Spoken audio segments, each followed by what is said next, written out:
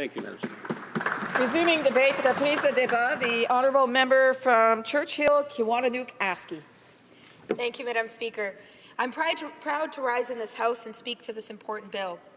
For me, as somebody who is from northern Manitoba, I'm proud to come from a union town, Thompson, a proud mining town, where we know clearly, and all of us know how important it is to have a strong group of unions in our community. I'm also proud of the role that the unionized work has played in my family. My dad was an important a member of the important union in our community, the steelworkers, as was my grandmother, and I know what it means to grow up in a household where union work means families and communities being better off. I'm also proud to rise in this House as a New Democrat. The NDP, of course, was a party that was born out of the labour movement, and it has always stood up for unions and the rights of Canadian workers. We have proudly voiced our fervent opposition to the former Conservative government's attempt to restrict the power of unions and to make it more difficult for workers to organize. Unions have been a key player in the fight against inequality in our country, and they have been an essential stakeholder in pressuring the government into implementing key policy changes that have benefited our entire society. From workplace safety regulations to the weekend, we must not forget the good that has come from the victories of the labour movement. It's the labour movement, especially in a world where the middle class and the working class are shrinking in size and influence, that is a necessary counterweight to the corporate greed that has been disproportionately rising in power over the last 3 decades. Therefore, it will come to no surprise that I rise in this House along with my colleagues to express our support for Bill C-4, an act to amend the Canada Labour Code, the Parliamentary Employment Staff Relations Act, the Public Service Labour Relations Act, and the Income Tax Act. We welcome the actions taken by the government and will continue to fight for the rights of working people that have been undermined by the previous government for so long. Bill C-4 will repeal 2 pieces of legislation, Bill C-377 and C-525, that were pushed through by the Conservative government in the last Parliament. These 2 anti-union bills were designed to make it harder for Canadians to join unions in the federal sector, as well as to fundamentally weaken the power of unions by forcing redundant and unreasonable financial reporting. Both bills have been met with widespread opposition and criticism from many groups, including constitutional and privacy experts, the provinces, Conservative and Liberal senators, Canada's Privacy Commissioner, the Canadian Bar Association, and of course, hardworking union members and workers across the country.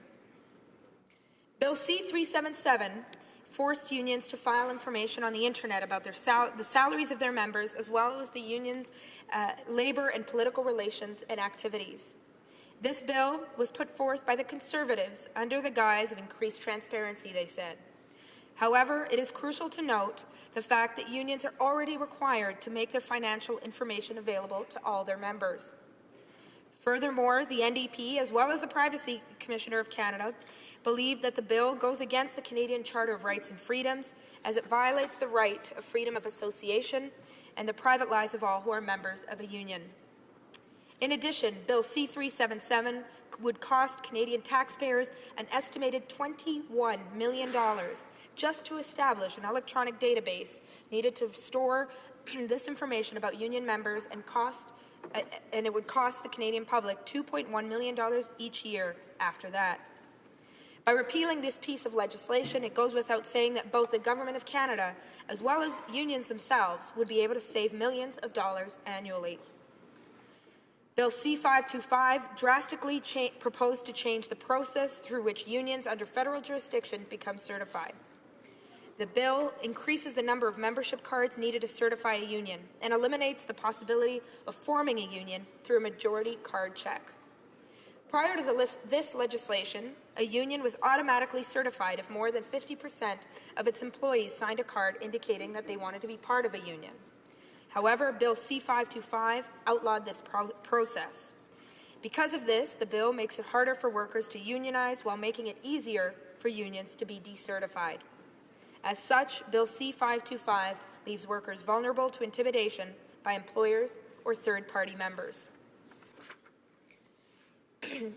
Yes, Bill C-4 is a step in the right direction. but there is still so much work to be done to ensure the rights of workers and improve working conditions for all Canadians. Madam Speaker, now I want to acknowledge the important role that unions play in the fundamental role, I would say, in Canadian society, through the protection of Canadian workers, the promotion of health and safety in our workplaces, and the role that they play as the collective democratic voice for working people.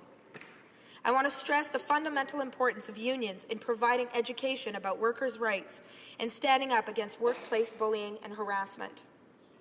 Unions have been trailblazers when it comes to ending all forms of discrimination.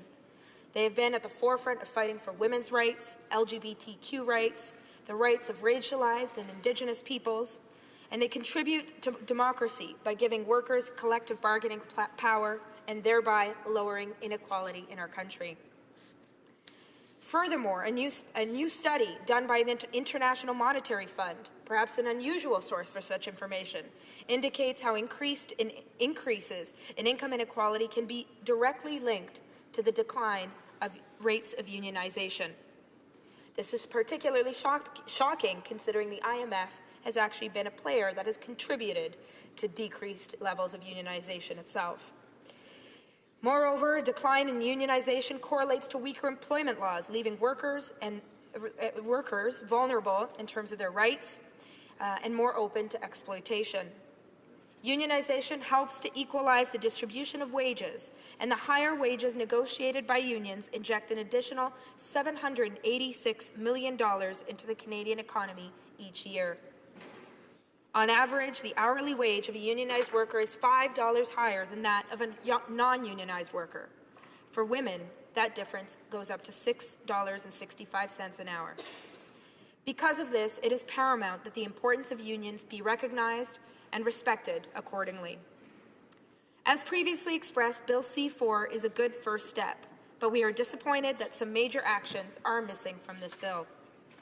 The NDP will continue to push the government to restore good faith bargaining with our public service workers, starting the repeal of Division 20 of the Conservative Omnibus Budget Bill C-59 that attacks a worker's right to sick days.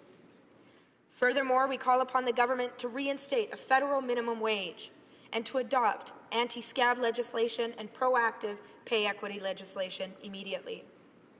The NDP will also push the government to repeal former Bill C-4 rather than just review it.